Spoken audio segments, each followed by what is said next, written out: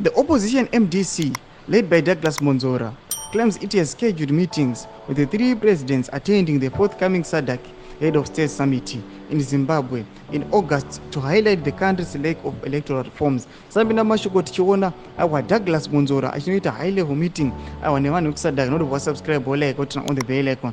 Tipinda munonogwa muchenze.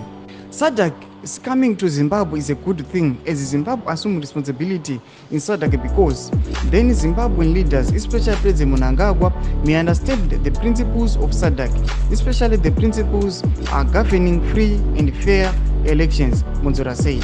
The MDC leader stated that his party had no intentions of disrupting the SADC meeting and he had instead set appointments with the three head of states to discuss the need for electoral reforms in Zimbabwe.